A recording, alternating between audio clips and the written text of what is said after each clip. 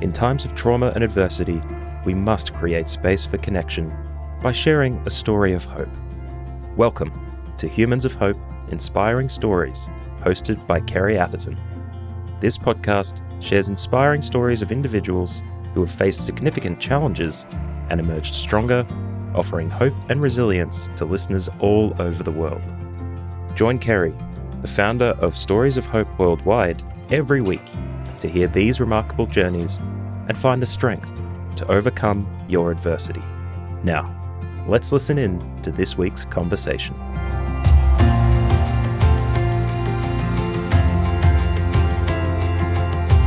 Today I have very special guests with us, Dr. Jorge Valdes, all the way from Florida.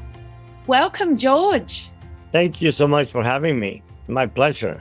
Do you want me to refer to you as Dr. George? You can call me whatever you want. I can't get my wife to call me doctor, so it's fine. Not a problem. Well, I'm used to you as George because I've only seen you once so far, and that was on Cocaine Cowboys. On Netflix. Yeah, it's been extremely popular. I don't know. I think it was like trending second in Australia. Oh, I know. It's crazy over here. And what a wild show. Yeah, it really, really was. They tried to get me to do that for 3 years, Wow. producers, but they did an amazing job. And, because it was important for me, we see a show like that. And for whatever reason, I don't know about Australia, but in America, people are just enamored with narcos. I hate it. I wish I had never lived that life. I wish I never heard of a narco ever in my life again. Even though, disclaimer, I do watch narcos myself and are entertained by it, especially because I look at it from a different point of view to know that most of it is just cinematic makeup. Yeah. But I did not want to do Cocaine Cowboys Kings of Miami because, I look at that show and I'm a great believer that to show great amount of change and forgiveness, you guys show a great amount of sin, great amount of, horrific life. So I agree that you have to show the glitter and the stuff that people want. But what I really love about these two producers, Alfred Spellman and Billy Corbin and David Sidnick, was that they were true to the story. They know the story better than anyone in the world, right? Because Miami boys, they lived it. But they were also true to the fact of showing the pain and the anguish, and that's not a life. My fear is twofold. You see a young kid, 13 years old, say, I'm going to drop out of high school and become Jorge Valdes, become a millionaire. Chances are he'll never make it. Or worse yet, a mom looks at that show and wonders, why are people making such a fuss about something that she had to bury her son because of drugs? So I always want to make that right up front that I am extremely regretful. I wish I'd never done it. I can't take it back. Yeah. I don't do what I do today to make up for what I did. Yeah. I do it because I feel it's what God's called me to do, to give somebody hope, and hopefully some other young man will now become Jorge Valdes. Well, the greatest part about that show, and I watched a lot of that stuff because, as we were talking about previously to the interview, that I've been involved in the world of alcohol and drugs, and I help a lot of people battling drug addiction. So I'm very interested in those types of shows, but it was very, very, even though it was such a wild show, it was very heartbreaking. And then out of nowhere comes an amazing story of hope, and it was you. Yeah, and you know what? And I thank God for the producers being true to that, because neither of them are religious. And I believe that, listen, to be a good human being, you don't have to be religious, right? You don't have to be a Christian. You don't have to be anything. I know some atheists that are better human beings than a lot of so-called Christians, right? Yeah. But they were true to the story. They could have left it at the glamour and the glitter, and everybody loved it. It was a wild story, but they were true to the fact that, listen, at the end it shows, except for me, most of them are dead or in prison.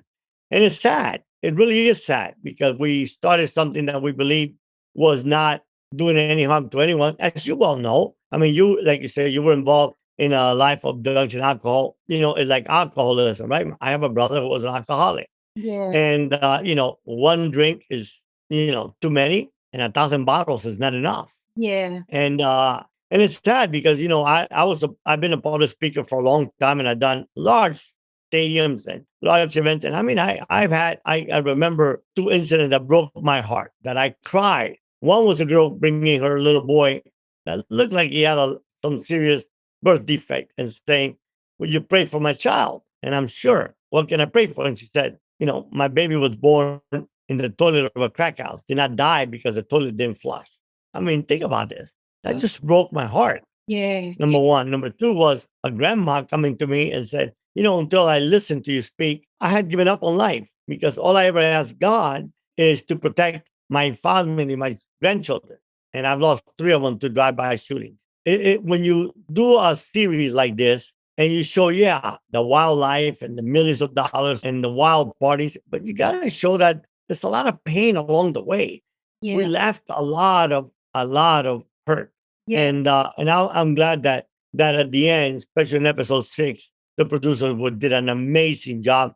Netflix did an amazing job, because a lot of the streaming medias can take something like that might have like a religious kind of tone, and just delete it out. Netflix had final edit rights to it, Wow. so they could have left all that out and just. But Netflix was really, I applaud them. They were really great. It's not a religious show by no means, but at the same time, it shows the pain and the anguish that life brought about.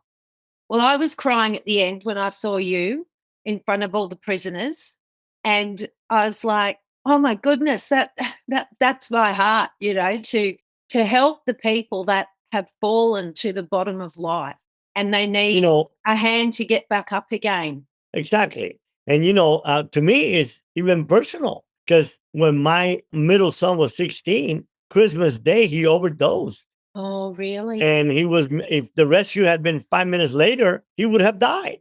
Oh, And here's a young kid that was at the age of 16 addicted to Oxycontin drugs, and, started doing drugs with the mother of a friend of his whose husband was a dentist. wow. And, I got the call from his mom. He's dead. He's dead. He's dead. But by God's grace, he did not die. But, he went to a rehab program, Teen Challenge. I don't know if you know of a Yeah, program like that in tea Australia. challenge over here. Yeah, I sat on their national board. I love them. I think they're just amazing how they transform lives. And he went through there for a year, and came back, got a hold of him, changed his life around. He had gone 2 days to high school in 2 years. So he ends up finishing high school in a year, and then he comes to live with me, and his life changed. He said it was the hardest thing he ever done in his life. But today he lives in the island of Malta. He makes $200,000-300,000 a year. He's a millionaire. He's 32 years old. He passed the CPA the first shot. He's an amazing young man, married to a gorgeous young woman with an amazing grandchild. I tell people, listen, there's no bad kids. You know that. Yeah. Sometimes it's just out of control parents, right? Oh, And so my mission, I got out of prison, as you know from the episode, and when I was in prison, I went and I got another bachelor's degree, a master's, got out and finished a PhD. Could not put 5 kids through college, or 6 kids with a professor's salary. So I started a company and built it into a multi-million-dollar company. And I retired at 56, because when I speak, I tell people, when the pages of history are written, will history ever remember your name? I guarantee you, history will never remember me because I was, the original king of Miami. History will not remember me because of all the millions of dollars that I made and the gorgeous women that I dated. None of that. I pray that history remembers me because I made a difference in some people's lives. yeah. The ultimate. So, George, you made a good point there, where you said that no, kids aren't born bad. And so, can you take me back to your childhood and what led you into? Because I'm sure nobody wakes up when they're a kid one day and goes, "Oh, I'm going to be, I'm going to lead a drug cartel. I'm going to be, America's biggest drug smuggler." But what led you into that life? Well, neither did I, right? I never in a million years would have imagined that, because Yeah. I was the least likely human being you ever met to have joined a drug cartel. I was just a young kid chasing what I call this pseudo American dream, which is a fake. Not too long ago, I wrote a blog that I said, I'm 21 years old. I make millions of dollars a month. I have mansions, jets, $1 million cars. I date the most beautiful supermodel, and I want to die. And basically for me was, growing up very poor was that I would be happy. I would be somebody when I had X, when I had money, power. But I was a nerd. I went through, all my, I was the youngest employee at the Federal Reserve Bank in Miami. I worked full time in the day and went to school full time at night. Graduated top of my class. And then I got hired. My accounting professor asked me to come work for him, and he would give me office secretary, all that stuff. And, my dream was that whenever I had achieved certain amount of prestige or power or money, I would be somebody, because before that I was nobody. And it's what society teaches us. It's a lie, right? It teaches that Mhm. when you have X, you'll be happy. Yeah. X, you'll be happy. But I told a lot of kids I talked to, I said, listen, 99.99 of you will die trying to reach them, will never reach where I did. And if you ever do, you'll realize joy and happiness is not there. So I ended up, like I detailed in my book, Coming Clean. I left. I went to work for this accounting professor. The first little business he gave me was a little grocery store. And I started to do the books for them and soon realized they were drug dealers. Now, I was the ultimate nerd. I had never, all the alcohol I drank in my life by the age of 21 fit in a little bitty teacup. Never did drugs, never did alcohol, never did nothing. I worked full time and studied full time. And I crossed the line. I'm going to give you the cliff notes. I want your readers to read the book. But, I tell people I drew lines and I had a vision. I had a very clear vision how my life was going to be. I was going to graduate from the uni at 20. I was going to take a couple of years to go to save money to go to law school, graduate from law school, 24, 25, be a millionaire at 30, be somebody then. Well, I found a shortcut. And unfortunately, like I tell my kids, shortcuts will lead you to death. Yeah. And I crossed the line that I said I never would. And the problem is, like with everything in life, you know how it is. Nobody starts drinking a gallon of vodka, right? They're going to die. Nobody starts shooting an ounce of heroin or doing an ounce of cocaine. They die. We start a little bit. Yeah. And then that's not enough. And a little more. And that's not enough. And before you know it, you become a full-fledged alcoholic, drug addict, or you die. And that's what happened with me. Within 6 months of crossing the line, I was U.S. head of all operations for a group that became the Medellin Cartel. If you look at Cocaine Cowboy Kings of Miami, I'm the one that got all those kids started. I mean, if you remember, there was, I think, first episode when they talk about the big video canary operation where 125 people were indicted. Well, those 125 people were all selling grams and ounces of disco. I already was bringing in 800 kilos for 2 years, 800 kilos a month for 2 years, making 1 million, 2 million at the age of 21. And they didn't even know my name. They didn't even know I existed. It was my attorney who turned me in. We ran it like a business and we thought we were not hurting anyone. But at the end of the day, that's the thing with life, right? Even yourself, like even whenever you were drinking, I'm not hurting anyone. Oh, that's not true. The least person you hurt is yourself. You hurt everybody around you, everybody that loves you. You destroy them. And you destroy those that end up wanting to be like you or copying you or. It's a lie, isn't it, that people tell themselves along the way, or either that or delusion sets in and it enables us to keep going on that journey. And I didn't And, set and, out to be an alcoholic, like you said. My greatest dream was, because I come from a very musical family with parents and grandparents that were professional musicians. And my greatest dream was to be a jazz pianist and an actress. And I thought, I'll go and work and save up some money to get me to the conservatorium, and then ended up 18 planning to take my life, and in 12 step rooms at 18. But life had a different path.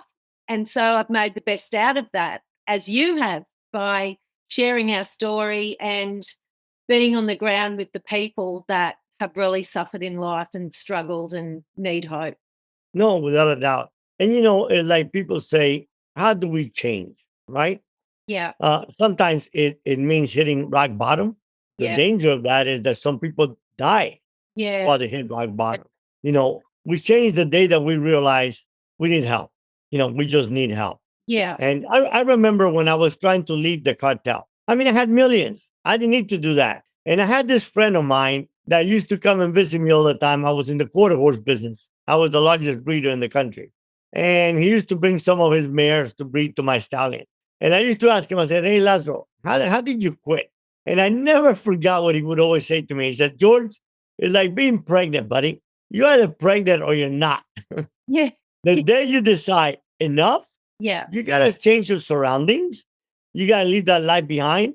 And then you got to tell yourself, because it's not an easy road. I don't know your story, but I guarantee you, I know how painful it was and how many times you wanted to go back, because that's the easy way, right? But for me, what worked was telling myself, I can't go back to that. Yeah. I am better than that. I was created to be much better than that. That's right. So I don't know what's ahead of me. It doesn't look very glamorous. It doesn't look very exciting. But I know one thing: whatever I do, I'm moving forward because I can't go back. Yeah. Because back is going to lead me to destruction. Yeah. It's going to lead me to death. And that's where we eventually end up. We destroy everybody around us. We destroy all relationships around us. And at the end of the day, we end up destroying ourselves. So when we're blessed to be able to make a change, and like I tell people, listen, we're not defined by our past. That's a lie. There's hope, there's redemption, there's a God that loves us and forgives us. Now, is it going to be easy? Hell no, it's not going to be easy. When I made my change, it went from bad to horrific. But like I said, I couldn't go back. Yeah. And I kept moving forward, one little step at a time. And then it all began to take notice. It began to make sense. And then I started to find meaning. I started to find joy. And just had to keep telling myself, listen, I just cannot go back. Wherever I go, it ain't going to be back. That's So right. When you were walking that life, so I can imagine that it's like a tightrope, and you're up high so much of the time. You talked about all the, the fancy cars, all the money, the flying all over the world, dating supermodels and everything.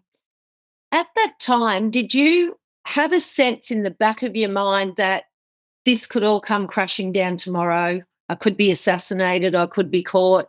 Or did you put that way out of your mind and just keep going ahead, thinking that nothing would ever really go wrong? well, here's the best thing. I was hoping that I would get killed. Wow, really? Tell me more about that. You get to a point where you think your happiness is going to be that next car, and you look around, you have $1 million worth of cars, and you're miserable. Every single human being, you, me, there's two things that we're going to do. We're going to lay down at night and look at the ceiling, and we're going to wake up in the morning and look at a mirror. And then we're going to ask ourselves, do we like what we see? And when we realize that we do not like what we see, for me, it was like, remember, I woke up every day with someone saying that we're going to kill me. So, Okay. and I didn't care. I did not care. Why I didn't care? I really didn't care about my life. I was miserable Yeah. because I had reached the zenith, the pinnacle of what was supposed to give me joy. And I looked around and I adored my mom. I worshiped my mom. And I treated women like garbage. Not, I didn't physically abuse them or nothing, but there's a lot of ways of abuse, as you well know, that don't have to be physical in just how we treat. I mean, my wife is the love of my life. I mean, I have her on a pedestal. We've been married 24 years now, Oh, 26 together. And my first two marriages didn't last 3 years altogether. Couldn't stand them. And they were all gorgeous. My first wife was a supermodel and was a movie star. People think that when we date a beautiful woman, she's going to make us happy. Well, I tell people it's like when that's all there is in your relationship, yeah. then at the end of the day, you're sick of it, right? We have to find joy within ourselves, with ourselves. I tell people that I was sexual. I had a sexual addiction, the only addiction I ever had in my life. When I got arrested the second time and I had given my life to God, I went celibate for 7 years. Now, did I ever think in a billion years I could do that? Hell no. What happened? Impossible. Yeah. My prayer when I met my wife, who's just an amazing holy woman, was, being transparent. Lord, do you think I can have sex and be satisfied with just one woman? Because that's how my mind had been corrupted. Yeah. And my wife and she's unbelievable. She looked at me one day when we first met and she's like, look, my mom cleans houses. My father's a waiter. I have nothing to give a man but what God gave me. So if that's what you want, fine. If not, find another woman. And we dated for 2 years and we were celibate for 2 years. What And it was happened? amazing. It was amazing because you had thought impossible. I've been with all these women that were porn actresses, that were supermodels, that have a lot of street experience. And here's a girl that's never been with a man. And I'm like, how the heck is she going to make me happy? But you know what? Our joy is not in our intimacy. And our intimacy is a byproduct of the joy that we enjoy in our relationship. And it's greater than it was with 10 porn actresses. I'm Yeah. being very, very transparent in your show. I hope you don't mind. That's great. I mean, that's what we I'm love. transparent. I don't hold anything back. And I live the life that very few people ever live. I look at my wife now and I wake up every day next to her after 24 years, and I'm more in love every day. Oh, Every day. And the thought of spending a day without my wife breaks my heart. Now think about it. I dated the most gorgeous woman that walked this earth, and I couldn't stand any of them. wow. So, Yeah. and I tell that to my All kids. I about said, what's in here, isn't it? it is. And it's what we share together. We share a tremendous faith. And I mess up all the time. I used to always pray, Lord, I want to be the best husband in the world and the best father. And I kept messing up. I was frustrated as hell. And I had a mentor. We all have a mentor. I had a mentor and I went to him. His name is Phil Nagle. Just loved the mentor to death. I said, Phil, look, I don't know what the hell to do, brother. I'm just like, I can't make this. No matter how much I want to be the best father, the best husband, I just can't do it. And he's like, yeah, because you're praying the wrong thing. Then why didn't you do this? Instead of praying to be the best, why didn't you pray that today you can be a little better husband and just a little better father? Damn. And I said to myself, crap, that easy? Yeah, a little better I can do. So if I'm a little better today and a little better tomorrow, in a year I'll be a hell of a lot better.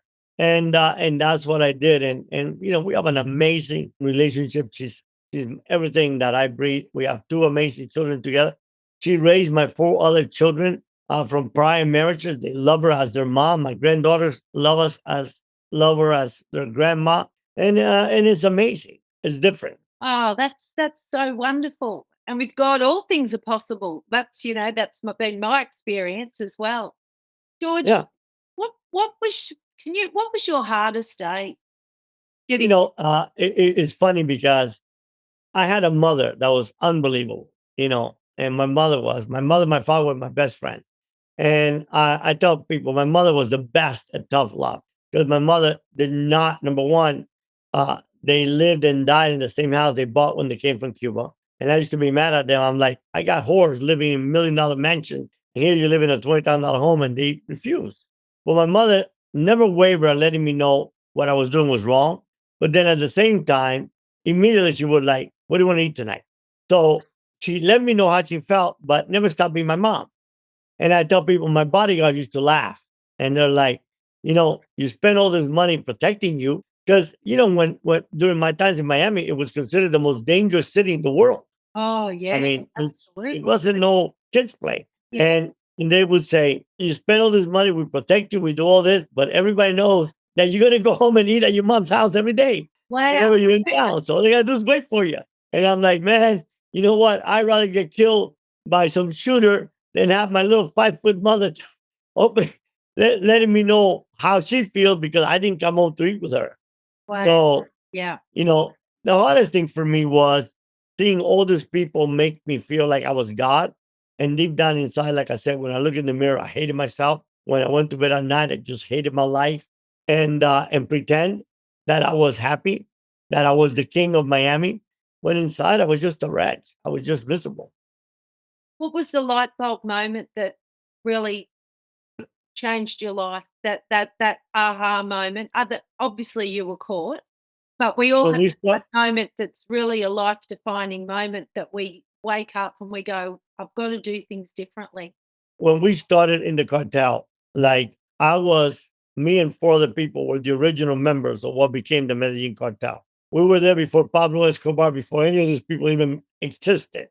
And it was a business for the rich and famous, right? None of us used drugs. So we felt like, hey, we're not hurting anyone. I went to prison. I mean, I crashed in Panama. I was tortured for 29 days, bled for 5 years every time I went to the bathroom, was charged with heading the largest drug conspiracy in the history of America, and sent off to prison for 15 years, which I served 5. When I came out, the world was different. Yeah. All of a sudden, I remember my godfather telling me, son, if you have to carry a gun to deal with someone, you have no business dealing with that person. Well, when I came out, I needed to carry submachine guns, not guns. And it wasn't what we started, and it was different. And it was different type of people. But the really so I've been wanting to change. I wanted to leave for a long time because the worst part was I was doing nothing at this time. I was making $1 million a month for simply saying, send the airplane, don't send the airplane. I didn't see drugs, I didn't see anything.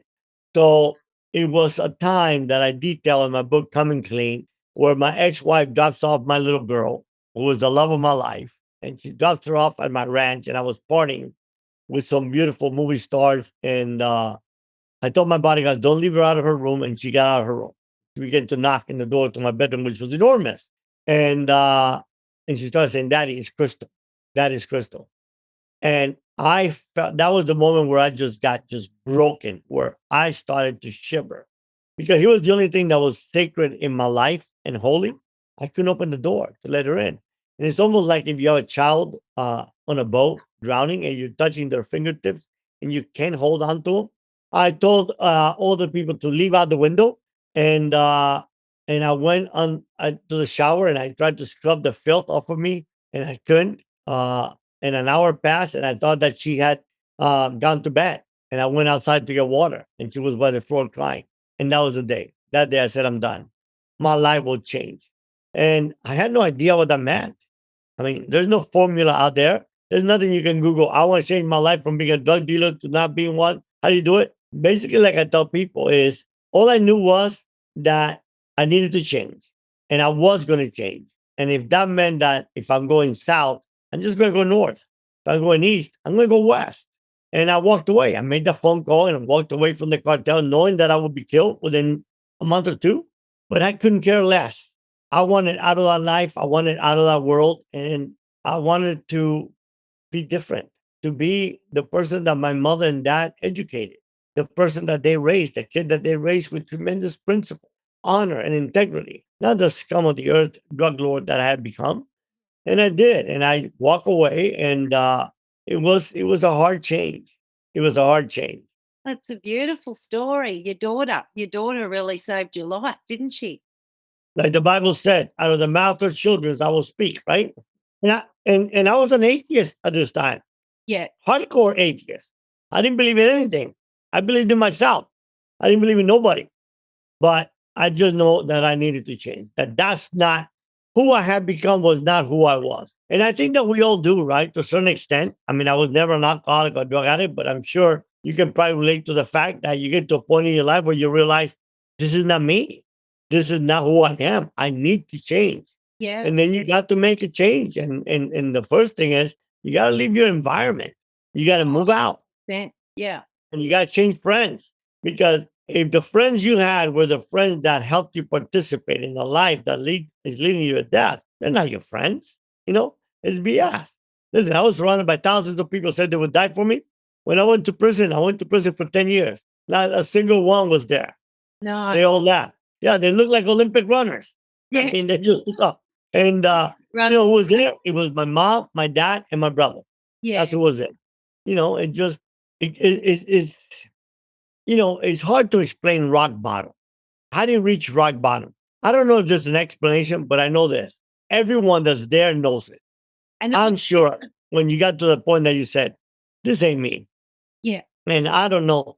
And look, I tell people, there's a God that forgives. You're not defined by your past. You can become whoever you want to become. But the consequences of our choice are going to be there, and we're going to pay for them. Yeah. And it's not going to be easy, but then nothing good is easy in life. That's right. Yeah, absolutely. So, George, after you, as we'll be wrapping up shortly, but after you made that decision, you had that light bulb moment with your daughter. You said you knew you were going to be killed. You mentioned before that you were tortured for many days. Did that come after you made that decision to get out? No, I crashed over the jungles of Panama in 1979. I was 23 years old, and I was betrayed by General Noriega, and I was tortured for 28 days to the point where I pissed blood every time I went to a bathroom to pee. And so that was before I went to prison. But I just couldn't care less. When I made that decision to change my life, I was living a good life for 3 years. I mean, I still had millions from my drug dealing. And then the government came, and it was statute of limitation were about to run out. And they just were not about to let me just walk away into the sunset. There was a strike force team that knew exactly how much money I had.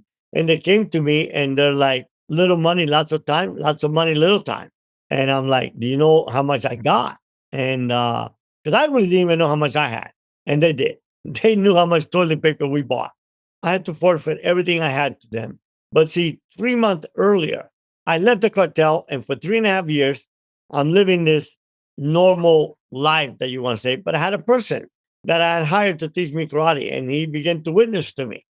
And like I Fantastic. said, I didn't want to hear it, but it wasn't what he said to me or how he read the Bible to me that made a difference in my life. I couldn't care less about any of that. It was that I saw this man and his wife, who I love dearly, live full of joy and happiness in what I thought it was a very crappy little world. Here I lived in a multi-million, $40 million ranch, and they lived in a $40,000 home, and they were happy, and I was miserable. Yeah. He was married to her and she was 40 some years old and was madly in love. And I'm dating 20-year-old supermodels and I hate them. How the hell does that work? Yeah. And it was July 1st of 1990. And my divorce was final from my ex wife. And I see her dragging my little baby girl, who was my whole life. She's crying for me.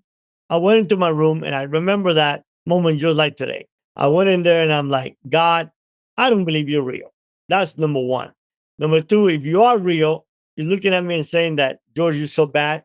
I don't want you up here. You stay down there. But number three, if you are the reason that man is full of hope and joy and happiness, save me or kill me.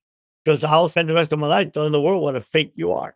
Well, my life went from bad to very, very bad. 3 months later, I was arrested because the government could not stand that I had retired and they had not caught me. So they wanted everything I had, and I forfeited. I forfeited everything, went back to prison for another 5 years.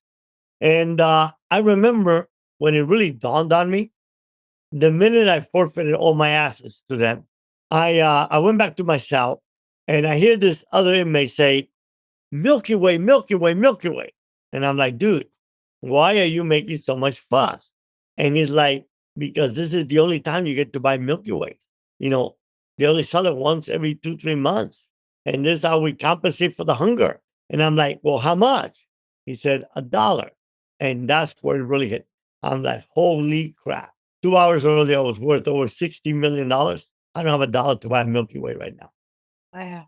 I went back to prison, but I started to study. I started another bachelor's in Bible. Then I started half of my master's from Wheaton College. I was released. I finished my master's. I was accepted at Loyola University in Chicago to do a PhD. Graduated. I was one of 5 Hispanics with a PhD in Bible. And then my dad died, and I was missing him terribly. And I'm like, he never gave me anything, but he gave me his presence. And I looked at my wife. I said, I'm leaving my teaching career, which was my passion, and I'm going to move to where they live and be a full time dad. How are we going to earn a living? I said, got to provide. And we started a little company from scratch, from nothing, cleaning houses, taking water out of people's houses. And I built it in 10 years into a multi-million-dollar national, international company. Wow. I retired at 56 and dedicated the rest of my life to just helping people. I live a good life. I drive a Rolls Royce, so I'm happy. But, we send 65,000 books to prisons, Yes. and I was going just to so ask that people you. can have hope. They Yeah. can find hope. Because if my story can make the difference between someone spending eternity in hell or with Christ, then it's still been worth it. Yeah. So, George, what do you talk about with the prisoners? I don't go to a lot of prisons. Okay. I go to one Yeah. prior to COVID, because now I was going there every year for the last 23 years. And it was a place in Angola, Louisiana, which was called the bloodiest prison in the history of America. Me and a friend of mine built the only Catholic chapel inside any United States prison. It's gorgeous. And basically, what I tell them is that they're not defined by their past. Yes. And even in a place like that where no one's going home, right? Because most people are they're sentenced to death or life in prison, there's another life. And not that be happy that you're gonna die here and you have no hope of going home, but there's just a lot that we can do while you're even in prison. There's a lot that we can do to impact our children. People ask me, how come your children are so successful? My oldest son, by the time he was 13, I had been in prison 10 years. My next three middle children, one a lawyer, one a millionaire CPA tech controller, and the other one has a master's in education. By the time they were 7 years old, I had been in prison 5 years. all four of them come from a broken home. Wow. They're really successful today. Why? Because I had a vision for them. And even in prison, I impacted their lives. I was involved in their life. Yeah, I was in prison. I wasn't there physically, but they knew that I was there mentally, Yeah. and they knew that I was there spiritually. And I spent a lot of time investing in their lives, even from prison. Sometimes we are in the worst prison, and yet we are free, right? Our body's free in the street, but we're in prison, right? We're in prison to sin. We're in prison to we're in bondage to so many things. And we might be home with our children, but we're not home. Our body's there, but that's all there's there. Yeah. And Love and people think that they have to do this and that and spend all these millions of dollars to make their kids happy. I'm here to say one thing. There's only one thing our children want: our presence, and it's free. I love that. So as we close up now, George, what would be your message for the world? My message for the world is we are not defined by our past. There is hope. There is redemption. There is a God that forgives people and will give you a new life. And at the same time, that we can make a difference in the world. It doesn't matter how many times we've fallen. What really matters is how we get back up. And yes, we will pay for the consequences of our choices. But at the end of the day, those consequences will equal to nothing compared to the joy that we will have by being a new person. I'm tired of seeing in America 50 so much percent of children growing up without a father. I'm here to tell men, be a real man. Having testicles doesn't make you a man. Be involved in the life of your children. Love your wife. Honor your wife. It is held not a lot better on the other. Listen, it's definitely not greener on the other side of the fence. We all have problems. We all struggle. But if you have faith, and if you base your relationship, your marriage, your home, your children on a God that loves you, then trust me, you will overcome all kinds of odds. I did. And it's all about our mindset, right? It doesn't matter how we look at the world. What matters is to what lenses we look at the world. And that's why I'm so excited that my lifelong dream just came live this week. Is I created, I get people begging me to coach them. And I've coached some very high net worth people and famous athletes, but I want to help everybody. I can't. I'm one person, right? Yeah, And I can't help others and abandon my family. yeah. I made that mistake before. So I created the Narco Mindset Academy. And Oh, basically right. is where I'm teaching people about my mindset, how I look at the world, Yeah. how I have no fear, how I've overcome, how I built, a multi-billion-dollar drug empire, and yet I built a multi-million-dollar legitimate business, how I overcome tortures, how I raised so amazing children, I have a great marriage. That mindset that I have that took me 65 years. And so people sign up, and every month we give them lessons. And the third Thursday of the month, I go live, questions and answers, and Oh, try to help people to really zone in and to become the best that they can be. that's I just recently got an email from a young man that said, a year ago my life was destroyed, and I saw some of your talks, and I paid attention, and I implemented in my life. Today I have a better job. I still struggle, but my life is full of joy. I have a better marriage, a better home. I'm a better father. So that's my whole mission. You know, one. to use the pain that I've gone through to just make it just a little better world. So that when I die, perhaps the world will be just a little better than when I left it. Oh, and the rest of your life is going to be the best of your life. It really is. And it Yeah. doesn't matter how long, right? Yeah. So Just you sounds like you're really just getting going now.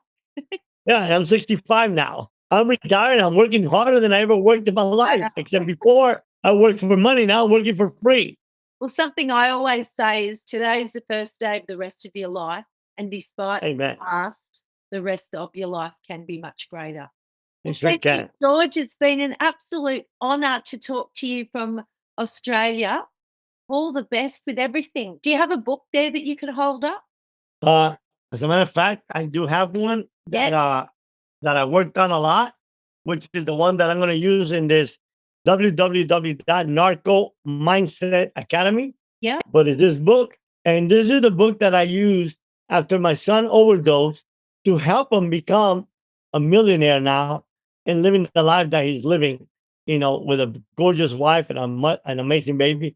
And he asked me, he said, Dad, can you please write this principle? Because everybody asked me, how did I change? Oh, And I tell them, I I'm just followed. I'm going to get that book. It's called the Narco Mindset Journal. Okay. And it's part of the what we're gonna do in the Narco Mindset Academy. Well, all the best, George. Thank you so God much bless for you. joining us today. You too. And thank you, everyone. See you next time. Thank you for listening to Humans of Hope Inspiring Stories with Kerry Atherton. If this conversation helped you, please consider sharing the podcast with a friend or leave a rating and review on your podcast player. Thank you to Matthew Bliss for podcast production and consultation, and to Kintsugi Heroes for making this podcast possible.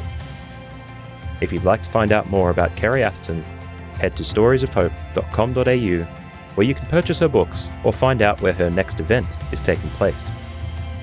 Check the show notes for links and information about our guest in this episode. And remember, you don't have to walk your path alone.